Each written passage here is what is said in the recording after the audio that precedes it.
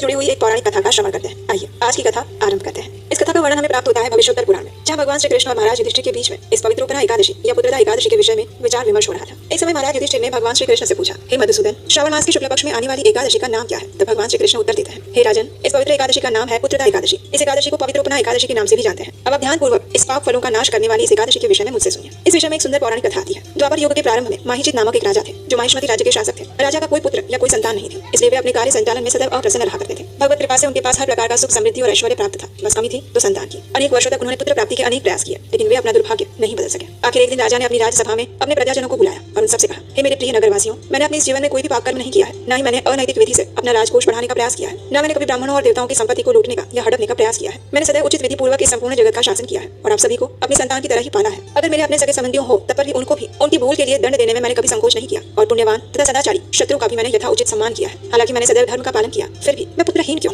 किस कारण से मुझे संतान सुख प्राप्त नहीं हो रहा है? कृपया आप मुझे इन सबका कारण बताएं। राजा के द्वारा ऐसा प्रश्न किए जाने पर राजा के ब्राह्मण सलाहकारों ने आपस में विचार विमर्श किया। कई शास्त्र, पुराण, उपनिषद छान मारे और फिर उन्होंने निर्णय लिया कि वे राजा के कल्याण के लिए वन में ऋषियों के आश्रम में जाकर उनसे प्रश्न पूछेंगे। अनेक आश्रमों में भ्रमण करते हुए वे लोमस ऋषि के आश्रम में गए। वहाँ पर लोमस ऋषि कठोर तपस्या में लीन थे। वे सनातन धर्म का विज्ञान जानने वाले थे, सभी शास्त्रों में निपुण और ज्ञान में पारंगत थे। वे भूत, भविष्य और वर्तमान के जानकार थे। उनकी जीवन अवधि ब्रह्मा जी के समान थी। ब्रह्मा जी के एक कल्प बीतने पर उनका एक लोम यानी कि केश शरीर से गिरता था और इसीलिए उनका नाम लोमस था। लोमस ऋषि को देखकर सभी ब्राह्मणों ने उन्हें प्रणाम किया और उनसे कहा, हे ब्रह्मदेव, आप जैसे महात्मा के दर्शन हमारे लिए सौभाग्य का विषय है। तब लोमस ऋषि ने पूछा, हे ब्राह्मणगण, आप सब कौन हैं और कहाँ से आए हैं? किस प्रयोजन से आए हैं? तब ब्राह्मणों ने उत्तर दिया, हे ऋषिवर, हमारे राजा महिजीत की कोई संतान नहीं है, हम ही उनकी प्रजा है और हमें भी अपनी संतान जैसे ही देखते हैं, लेकिन उन्हें निसंतान और दुखी देखकर हम भी दुखी रहते हैं। कृपया आप हमें उपदेश दीजिए, किस प्रकार हमारे राजा को संतान प्राप्ति हो सकती है? तब लोमस ऋषि एक क्षण के लिए ध्यानमग्न हो गए। राजा महिजीत के पूर्व जन्म को देखने लगे और फिर उन्होंने ब्राह्मणों से कहा, हे ब्राह्मणगण, पूर्व जन्म में राजा महिजीत एक निर्धन व्यापारी था, जिसने एक पाप कर्म किया था। एक बार व्यापार के लिए वो देश विदेश गांव-गांव भ्रमण करते हुए भूख और प्यास से व्याकुल हो रहा था। वो द्वादशी का दिन था और उसी दिन उसे एक सुंदर झील मिल गई। उसने सोचा, इस झील से ही मैं पानी पीकर अपने आप को संतुष्ट कर लूंगा। जैसे ही वो पानी पीने के लिए जाने लगा, उसी समय वहाँ पर एक गाय और एक बछड़ा भी पानी पीने आया।